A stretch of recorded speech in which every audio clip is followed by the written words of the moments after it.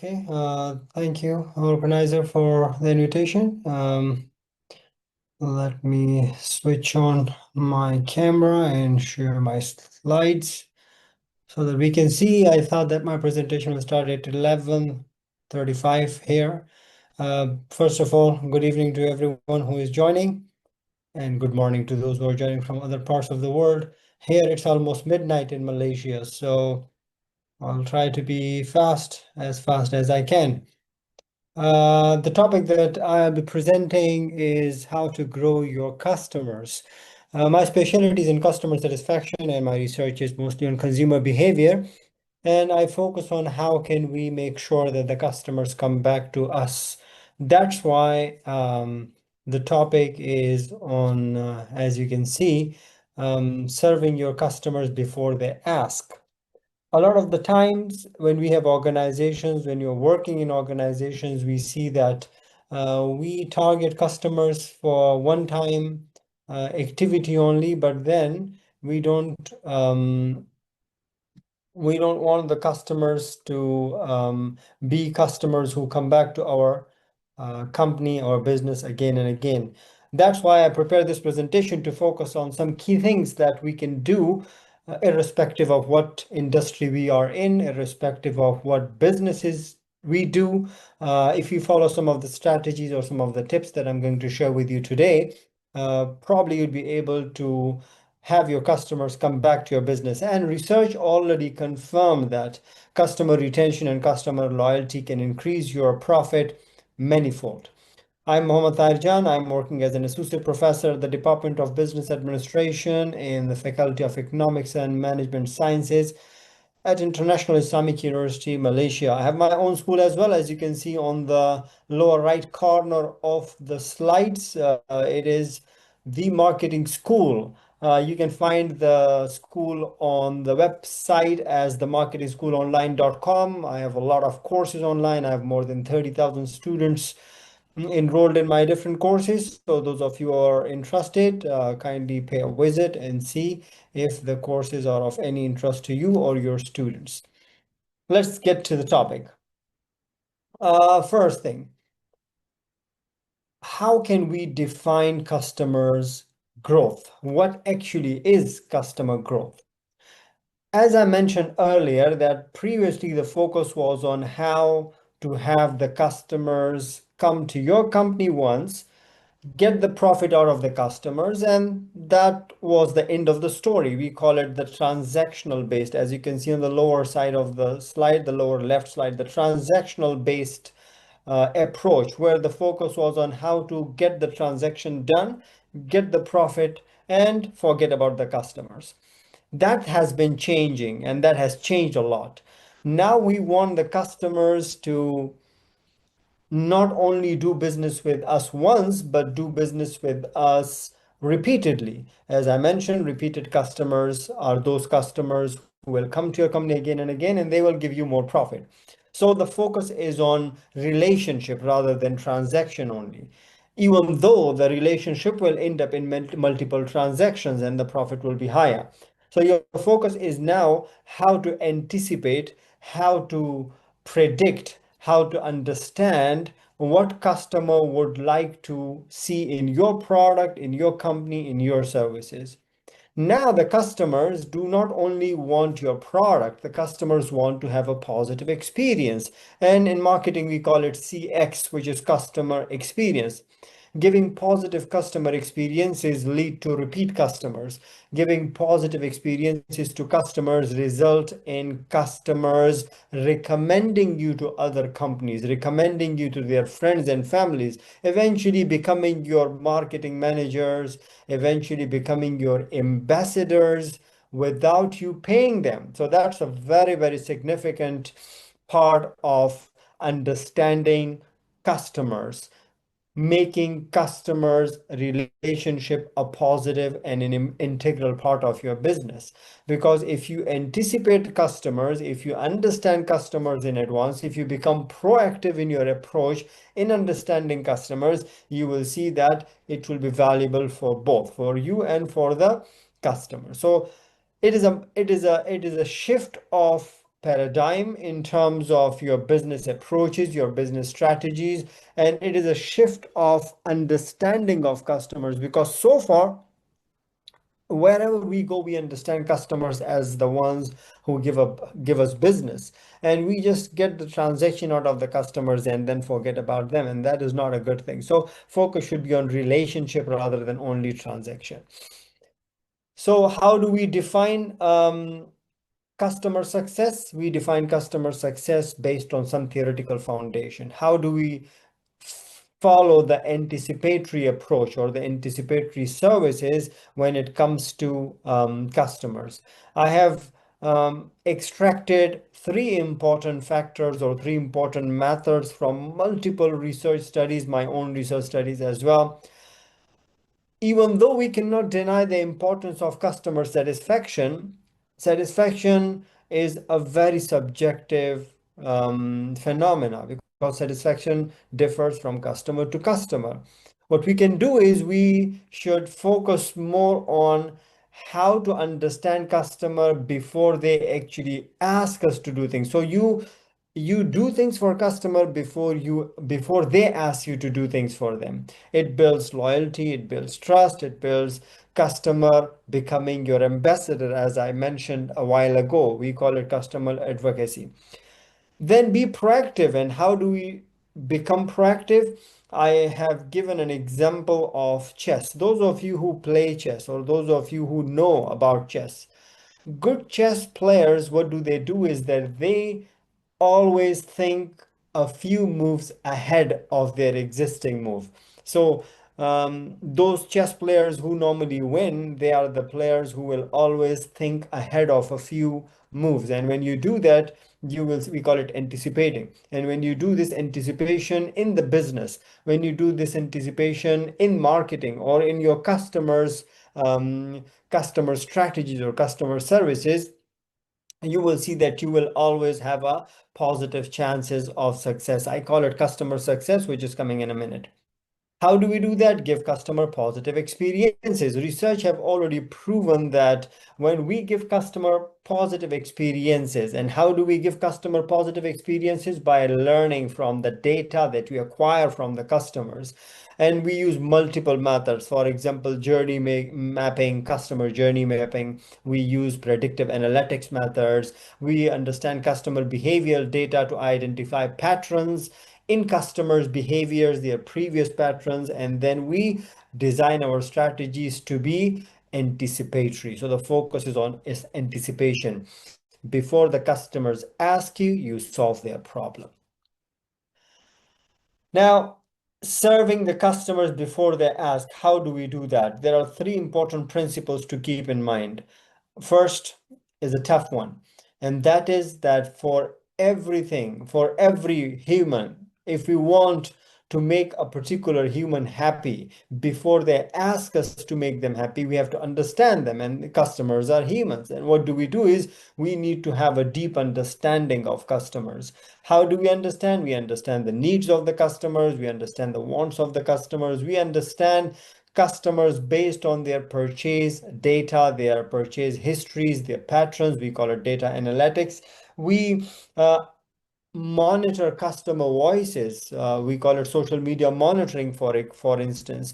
We understand customer journey through the journey from the time that they have started planning to purchase from us. We call it pre-purchase stage.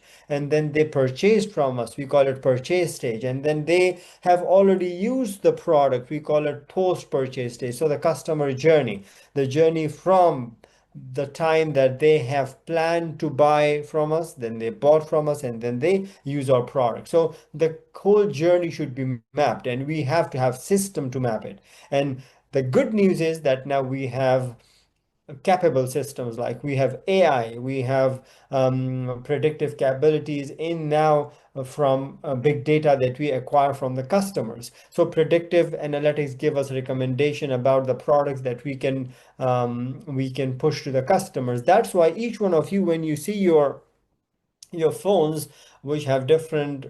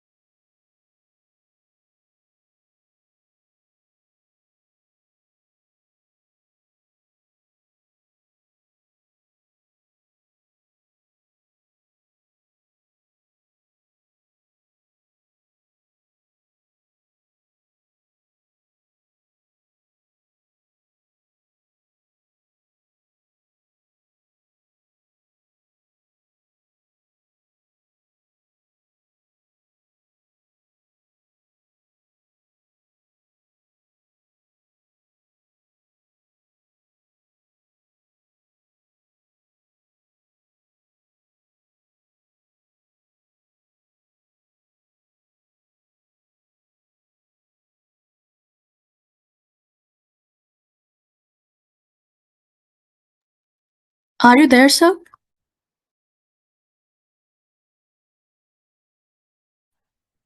My mic is mute. Okay, sorry. My mic, probably the internet got disconnected. Where did you lose me? How long have I been quiet? Anybody? Just The 2 minutes. organizer? Just 2 minutes before. Okay.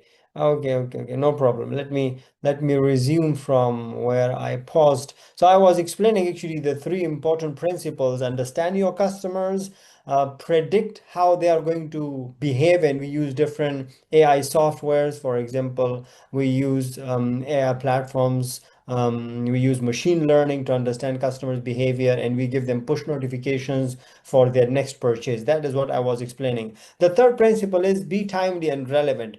Remember, the difference between successful and unsuccessful people is that the difference between successful companies and unsuccessful companies is that the successful people and successful companies always take actions.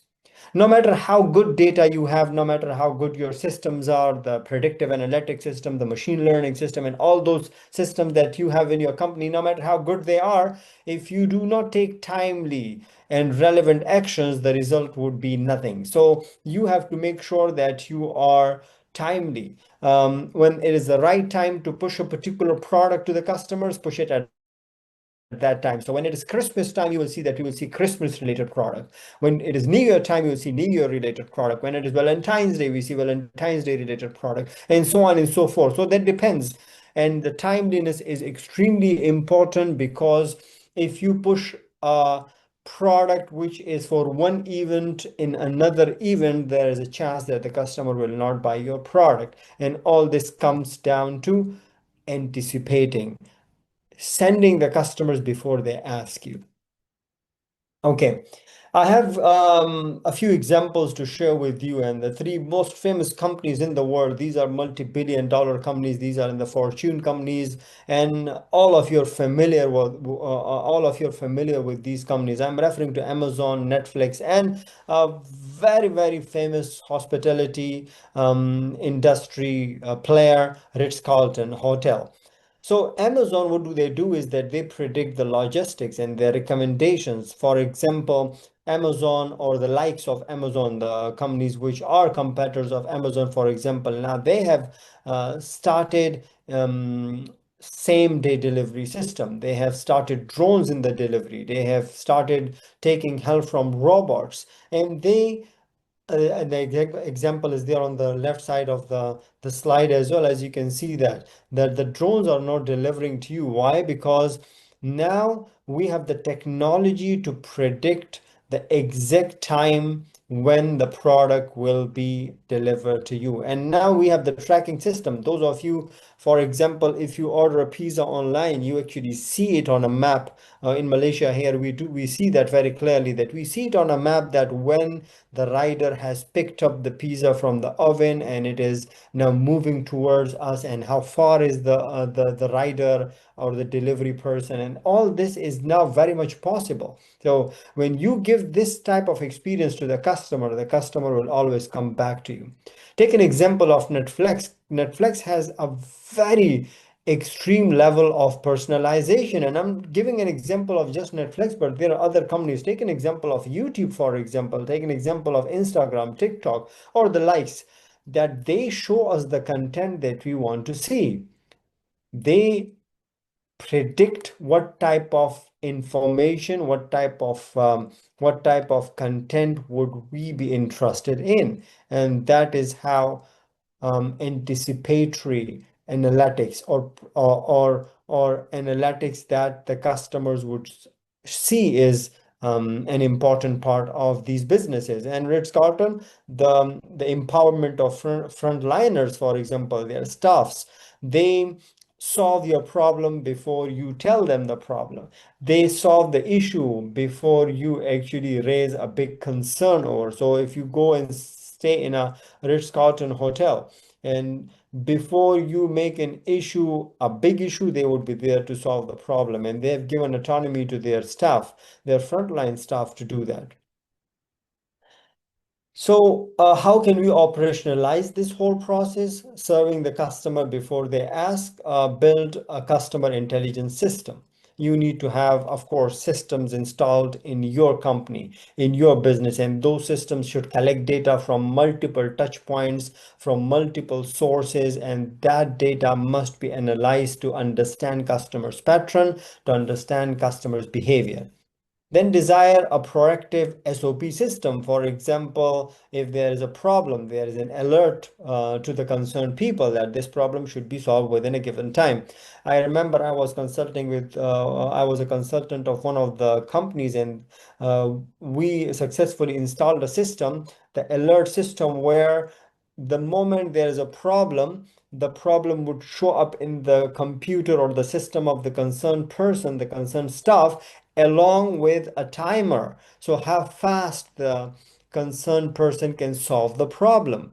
That is something which was impressive, remarkable in terms of customer behavior, because customers loved it, that their problems are solved within the even in some of the organizations, they even include that timer to the customers, that the customers also see how fast their problem would be solved. So make sure that you have incident alerts both for the customers and for the staff. Make the onboarding process seamless, make the onboarding process easy. Make sure that the customers in the onboarding process get familiar with the whole system, and give personalized tips, which means that not every customer get the same tips or the same outlines. The customers get different outlines based off how important that customer is, and based on how informed that customer is. And the last thing, of course not the least, is that empower your teams. Decentralize whatever you can decentralize. And now we have the AI systems that they can assist us in the process of so many things. What is customer success? By definition, customer success is supporting customers throughout the customer journey. By definition, customer success is making the customer your brand ambassador. By definition, customer success is customer feeling happy after buying from you. By definition, customer success is when customers recommend you to others. And if you can do that, you can ensure customer success through multiple methods. For example, starting from pre-purchase stage, where you give customers the expectations which are met, and then satisfying customers, then retaining customers, then making those customers loyal customers, building their trust, improving their lifetime value, and reducing customer churn, of course. So how do we do that? Make sure that you create strategies that are revolving around customers, not revolve around you. And that's why I have just summed up the whole thing in one sentence, and that is: the future of customer success or growth lies in understanding in advance, anticipating the needs of the customers before they raise the concern. In the words filled with data, we have a lot of data, and the concept of big data is not new anymore. We have AI, we have touch points that organization can get the data from to understand the customer and grow the customers faster. I would recommend you to visit the marketing school, as I mentioned in the beginning. That's my personal school, and check a course. I have a very famous course taken by companies like Volkswagen, by Nasdaq, by the employees of Eventbrite. So many companies have taken this course. It is Customer Success, Understanding Your Customer. It's a full-fledged course of a few hours that you can recommend to your students, to your organizations, and to you people as well. And the link is provided there. There are so many free course and material as well if you would like to see. Thank you so much, and have a good morning, evening, and night. Thank you. Back to the host.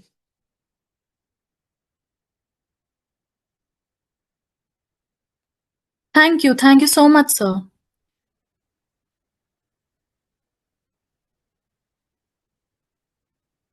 Our next presenter is Mr. Gaurav. So let's welcome Mr. Gaurav.